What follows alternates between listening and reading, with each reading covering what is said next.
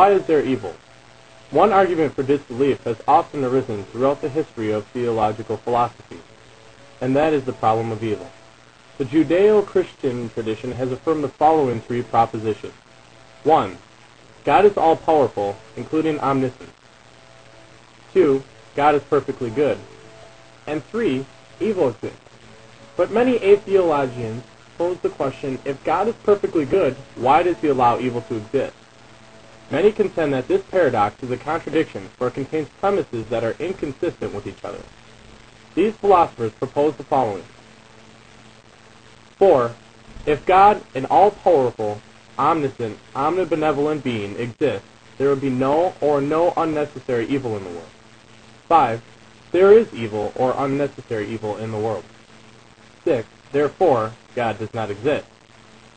St. Augustine, John Hick, Alvin Plantinga, and Richard Swinburne have proposed a defense of theism called the free will defense. This shows that premises are consistent and not contradictory. 7. It is logically impossible for God to create free creatures and guarantee that they will never do evil. This basically says that all moral evil is a result of creature freedom of the will. Alvin Plantinga answered the question for God's reasoning for natural evil, for example, hurricanes, tornadoes, and others, by attributing it to the work of the devil and his angels. A second way presented by Hick and Swinburne argues that the natural evil is part and parcel of the nature of things. This leads to our first philosopher's view of the reasoning for evil. Fyodor Dostoevsky was born in Moscow and was one of the greatest Russian novelists. A scene from Dostoevsky's most famous work, The Brothers Karamazov, has Ivan Karamazov explaining to his pious brother Alyosha, a Christian monk, why he can't accept God. Ivan begins by telling a story of an old sinner in the 18th century.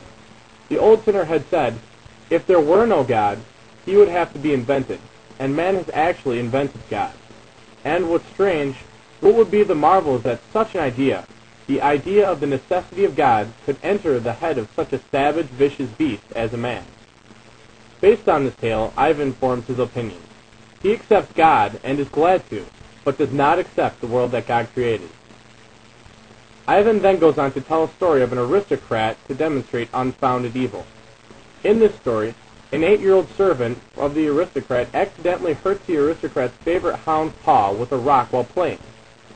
As a result of the child servant's transgression, the aristocrat released his hounds upon him, and they proceeded to chase him and tear him apart in front of his own mother. Then, Ivan tells Alyosha of his belief that children should not be exposed to the evils of this world because they are not fully capable of discerning between right and wrong.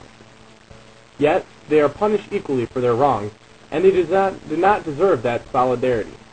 He believes that if it is true that they must share responsibility for all their father's crimes, that such a truth is not of this world and is beyond his comprehension. He continues to question all the evil in the world, but states that the only thing he can believe in is the bright possibility that all God's reasoning for all the evil in the world will be revealed in the eternal harmony. He hopes that he is able to witness such an eternal harmony, because he too has had to endure the evil found in the world, and believes that the price paid is more than enough to see the truth. Finally, Ivan states that it is impossible for all the world to have harmony and be void of evil, and that even if it was possible, he would not want to live in such a world. He wants evil to exist so that the world can know the difference between right and wrong. He said, too high a price is asked for harmony. It's beyond our means to pay so much to enter on it. And so I hasten to give back my entrance ticket. And if I am an honest man, I am bound to give it back as soon as possible. By saying that, he's basically stating that harmony is not within the grasp of human comprehension, and that if offered a world of harmony, he would not take it. Our next philosopher, B.C. Johnson, which is a pen name for the author who wishes to remain anonymous, compares God's behavior with that of a morally good person. His essay revolves around the question, why doesn't God intervene to prevent evil? Johnson considers various excuses the theist might claim for God and argues that they all fail. His conclusion is that if there is a God, he or she is probably evil, or both good and evil. The first explanation for God's lack of intervention revolves around the situation of a 6-month-old baby painfully burned to death in a house fire. He also says it's not good enough to state that the child will go to heaven because it doesn't answer the question of why God didn't intervene. Man has been given free will so that if he accidentally or purposely does wrong, it is his fault alone. This cannot be true because God has the ability to intervene and chooses not to. Johnson also poses that the suggestion that it is best for us to face disasters without assistance is unfounded, because we have doctors and firefighters to help us out as well as a God. He also shoots down the claim that if God interfered with disasters, he would destroy a considerable amount of moral urgency to make things right. If an opportunity to create moral urgency by burning an infant or two comes up, then it shouldn't be done. But if it's good to maximize moral urgency, then it should be done. Therefore, it is not good to maximize moral urgency. In a world without suffering, there would be no opportunity to produce such virtues as courage or sympathy.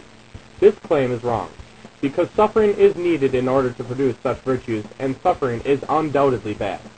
Therefore, the production of virtues is not necessarily good. Evil is necessary for the laws of nature, and therefore it would be irrational for God to interfere every time a disaster happens. But this is shot down because miracles can be performed without people even consciously knowing of their occurrence. Johnson goes on to say, to argue that continued miraculous intervention by God would be wrong is like insisting that one should never use salt because ingesting 5 pounds of it would be fatal. Our next philosopher, John Hick, presents a theodicy, or a justification of God's creation, in the face of evil. Hick states that the problem of evil is a dilemma. If God is perfectly loving, he must wish to abolish evil, and if he is all-powerful, he must be able to abolish evil. But evil still exists. Therefore, God cannot be both omnipotent and perfectly loving. According to the Hebrew Christian, evil is an illusion of the human mind. Hick believes that this is impossible when the religion is based upon the Bible. Hick introduces 2 different kinds of evil. The first, moral evil, is composed of conscious wickedness, while the second, non-moral evil, is composed of suffering and pain, both physical and mental. Hick draws the conclusion that it is impossible to create people who are both free and totally good. Therefore, evil is essential in order for humans to be a free race. Also, non-moral evil is essential to soul-making, in which free beings may become children of God and heirs of eternal life. Now for the non-Western question. The non-Western question comes from the Buddha. The Buddha denied the existence of a creator deity. If there were a creator, who created the creator? If he, she, or it is uncreated, then how could it exist? We would see an infinite regression, therefore there is no first cause. There may be other things, even powerful beings inhabiting other dimensions, but no all-powerful creator. How do you think your philosopher would respond to this? The question of whether or not there is an all-powerful creator has little to do with the reason for our evil in the world, because there are 2 non-related issues in the field of theological philosophy. I found it difficult to come up with an educated guess of each philosopher's response based on the reading presented. But, based on his projected view from the brothers Karamazov, I believe that Fyodor Dostoevsky would disagree with the Buddhist point of view. Dostoevsky is much like the character Ivan in his book, and Ivan does believe in God without a doubt. But from what Ivan says of the creation of the world and of God, I believe that he would not even begin to try understanding such questions. To quote Ivan, "As for me, I've long resolved not to think whether man created God or God man." Ivan talks of geometricians and philosophers who've doubted that the universe was created in Euclid's geometry. The conclusion Ivan comes to is that such questions are utterly inappropriate for a mind created with an idea of only 3 dimensions. Based on B.C. Johnson's writings, I've come to the conclusion that he is an atheist and therefore believes in no ultimate being. So if this is true, then he must definitely agree with the Buddhist belief that there is no all-powerful creator. I'll venture to say that I believe that Johnson would even go as far to agree with the Buddhist theory of there possibly being other beings, even powerful beings, inhabiting other dimensions. But I believe that Johnson wouldn't view these beings as gods, but merely as other organisms consuming an alternate time and space other than our own. Lastly, I believe that John Hick would definitely disagree with the Buddhist point of view. Knowing that Hick is a Christian, I believe